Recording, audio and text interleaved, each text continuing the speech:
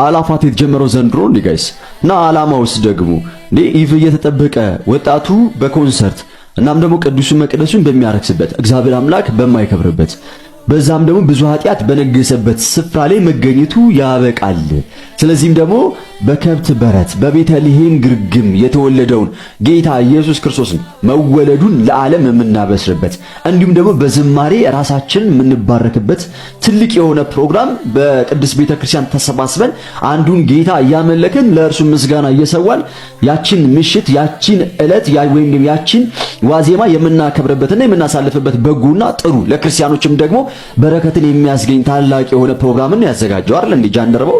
ከዚህ ውጪ ያደረገው ነገር አለ እኔ እስከማውቀው ድረስ በዚህ በሮሜ ምዕራፍ 8 ቁጥር 35 ጀምሮ ከክርስቶስ ፍቅር ማን ይለየናል? መከራ ነው፣ ችግር ነው፣ ስቃይ ነው፣ ረሃብ ነው፣ ጥም ነው፣ ራቁትነት ነው፣ ሰይፍ ነውን?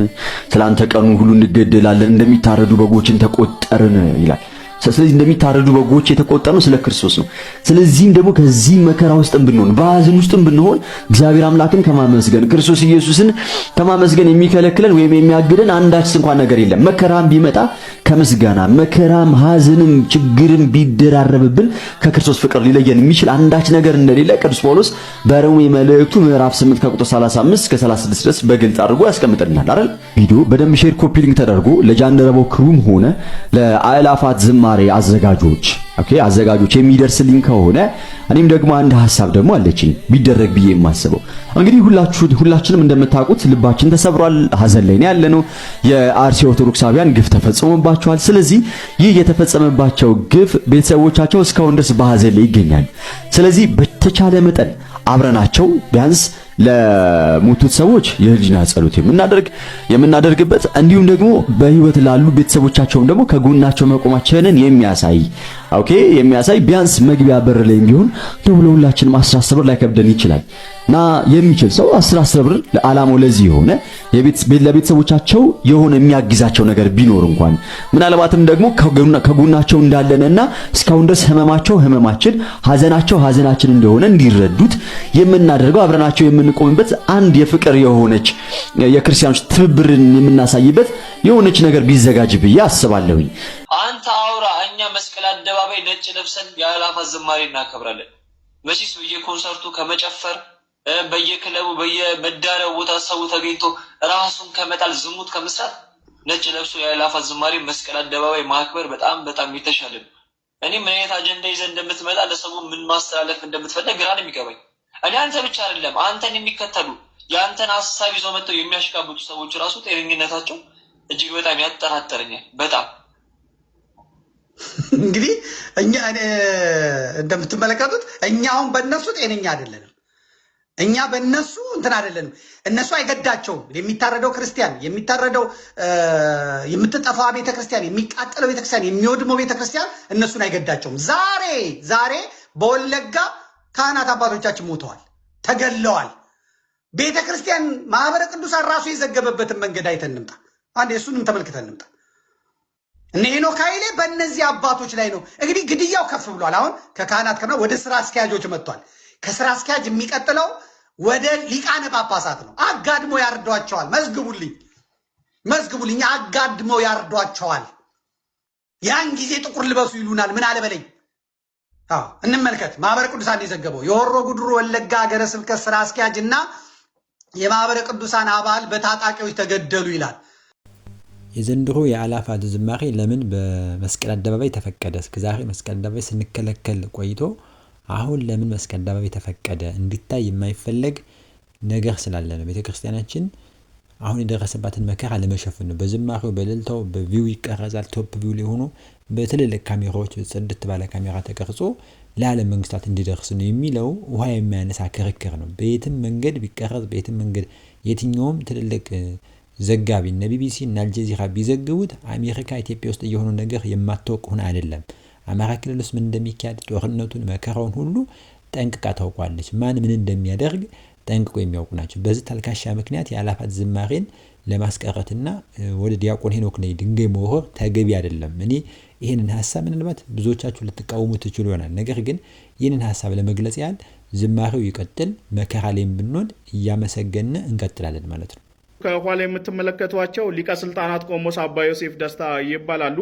የማዕከላዊ ጎንደር ዋና ስራ አስኪያጅ ናቸው። ከኋላ የምትመለከቷቸው ስለ አእላፋት ዝማሬ የራሳቸውን እይታ ጽፈዋል።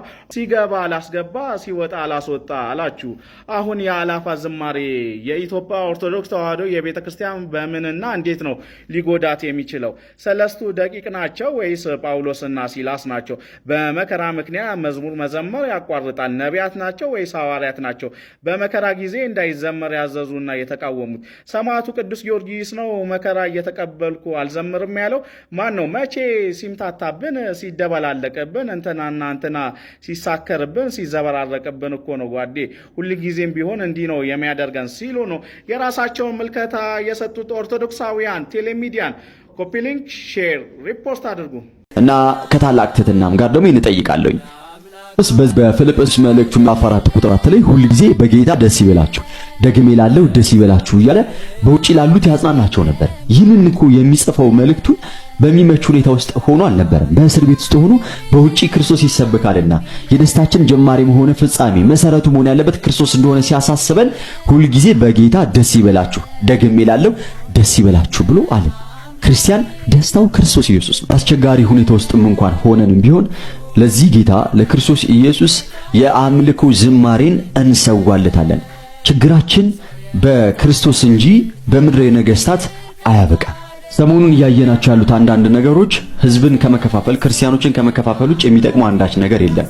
ይልቁንስ ጸንተን ክርስቶስ ኢየሱስን መፍትሄ የምናገኘው ከእርሱ ነውና ከምድር ነገስታት ሳይሆን ከጌታ ነውና፣ ስለዚህም ጸንተን ሁላችንም አንድ ላይ ሆነን በህብረት ይህንን ጌታ መወለዱን ለዓለም እያበሰርን፣ ስለዚህ በመከራም ውስጥ ሆነን በክርስቶስ ኢየሱስ ደስ እየተሰኘን ደስታችን በእርሱ ነውና ታግሰን እንጠብቅ። መፍትሄ የምናገኘው በምድር ነገስታት ሳይሆን በክርስቶስ ነው። ይህን ቪዲዮ ሼር አድርጉት። እንግዲህ እውነታው ይህንን ይመስላል ማለት ነው። በመከራ በሐዘን በስቃይ ውስጥ በሞትና በግድያ በመፈናቀል ውስጥ ሆነን እንኳ ክርስቶስን ከማምለክ ከማመስገን ወደ ኋላ ማለት አይገባልም። ከክርስቶስ ፍቅር ማን ይለየናል ተብሎ መጽሐፍ እንደተናገረ መከራ፣ ችግር፣ ስደት፣ ረሃብ ነው፣ ቸነፈር፣ ሞት ነው ተብሎ እስኪነገር ድረስ ማለት ነው። ይሄ ሁሉ እየደረሰብንም በጌታ ደስ እየተሰኘን እግዚአብሔር እናመሰግናለን። ስለ ሞቱት እንጸልያለን። አሁንም ቤተክርስቲያናችን መፍትሄ እንድታገኝ ይሄ መገደል፣ መሳደድ፣ መፈናቀል ሁሉ እንዲያቆም ደግሞ በሌላ ፕሮግራም ሌላ ራሱን የቻለ መርሃ ግብር አዘጋጅቶ ደግሞ ድምፅን ማሰማት መከላከል፣ ሁልጊዜ መጮህ ብቻ ሳይሆን መፍትሄ ዘርግቶ ወደ መከላከሉ መግባት እንጂ ድምፅ ማሰማት ተቆሞ ማሰማት የሚሉት ነገር እኔ የአእላፋት ዝማሬ ላይ ወጥቶ ድምፃችን ይሰማ እንደዚህ ነው ተበድለናል ማለት ሌላ የማያስፈልጉ ሰማዕትነት ውስጥ መግባት ነው። አላስፈላጊ ሰማዕትነት ውስጥ መግባት ደግሞ ተገቢ አይደለም እንጂ የተዘጋጀው የአእላፋት ዝማሬ የምስጋና ምሽት ነው። ምስጋናውን ብቻ አድርጎ ወደ ቤት መግባት ያስፈልጋል። ሌላውን ደግሞ በሌላ ጊዜ ሰልፍም ካስፈለገ ሰልፍ ጠርቶ የተቆሙም ነገር ካስፈለገ በዚያ በደንብ የምናሰማበት ነገር ያስፈልጋል እንጂ እንደዚህ አይነት ግብዝነት አላስፈላጊውን ነገሮችን እየጫሩ ምዕመኑን መረበሽ ሀሳብ መካፈል ጥሩ አይደለም። እስቲ አባ ገብረ ኪዳን የሚሉትን ደግሞ እግዚአብሔርን ከማይፈራ አስመሳይ ጻድቅ እግዚአብሔርን የሚፈራ ኃጢአተኛ ይሻላል። እርግጠኛ ሆኜ ነው የምነግራችሁ። ዳዊት ኃጢአት የወረሰው ሰው ነበር። እውነት ለመናገር ደጋግሞ በዝሙት የሚወድቅ ግን ማንን ይፈራ ነበር? እግዚአብሔርን ይፈራው ነበር። ወዲያው ኃጢአት ሰርቶ ጨንገር እንዳነሱበት ብላቴና አይኑ ብክን ብክን ብሎ ያለቅስ ነበር። እግዚአብሔርን ይፈራው ነበር። አንዳንድ ሰዎች ግን ተጠንቅቀው ነዋሪዎች ናቸው። ልባቸው ግን ከአንበሳ ይልቅ ይመራል፣ ደንዳና ነው። ከአንደበታቸው የሚወጣው ቃል ድንግጥ ያደርገኛል። እኔ እገሌ ሞተ ሲባል አሽሮታል እንኳን ደፋው ሲል ልቤ ስንጥቅ ይላል። እውነቴን የምነግራቸው አይባልም እንደዚህ። ምን አባቱን ጆሮውን ቢለው ኑሮ ይላል። ነውር ነው። እንደዚህ ያለ የአውሬ ልብ ነው።